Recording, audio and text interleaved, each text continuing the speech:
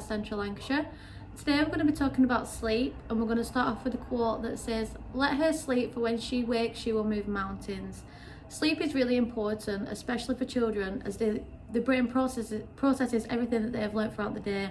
So when they're at nursery, they're learning about shapes, colours, all the experiences that they have. The brain sorts it all out, sorts what they need to remember and what they don't need to remember. The more sleep they have, the more time that the brain has to process everything that they've learnt throughout the day. So how can we help children be ready for sleep? So if our child's been at nursery or school and we're thinking that something's bothering them, talk about it before bed and let them get it off the chest. If we talk about it when they're in bed, it's fresh in their mind, and it's probably going to be something that they're going to think about for quite a while before they can get to sleep.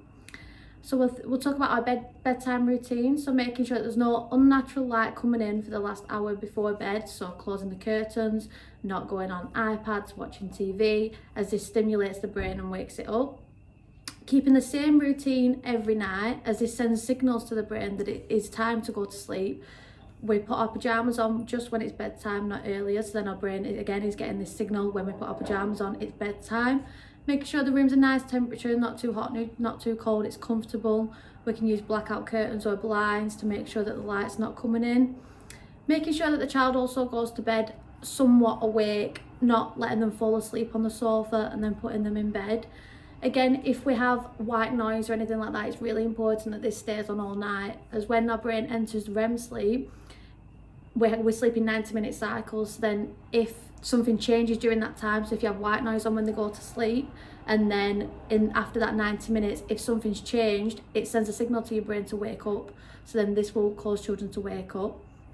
It's really interesting as well. I know we had one family that the child kept waking up in the night at the same time, so then when the parents went in the room and they listened, it was like 5 o'clock in the morning, and it was actually next door that kept going to work because they was doing shifts. So it's important if we can listen out for anything like that, where that might be a cause of waking them up as well. Sometimes we have trouble with children refusing to go to bed, or you put them in bed and they keep getting up. So what we can do if this is going to happen, start a wind down routine, so preparing the children for bedtime, make sure they know, so it's not just sprung upon them like it's bedtime now, because no one really likes that. So 30 minutes before, letting them know you can have 10 minutes more playtime, and then we'll read a story, we're going to have a bath, and then we're going to go to bed. So preparing them. Set a limit on how much time you're going to spend putting them to bed as well, so it could be one story, it could be a certain thing that you do at night time if you're going to have cuddles. If they have a comforter, giving them the comforter. And if they do keep getting up and getting them out of bed, just put them back to bed with as little fuss as possible. Some children will struggle with sleep. Our brain produces melatonin, and some children don't produce as much, so there can be help with that if you speak to your GP as well. So our top tips are: 1, setting a good bedtime routine, sticking to it every day. No screens, no phones, making sure that there's none of that unnatural light getting in, and making sure that the children are somewhat awake when they're going to bed. So again, it's not that change in the brain where they've fallen asleep on the settee and then the brain is picking up a change in the environment and waking them up when they go to bed.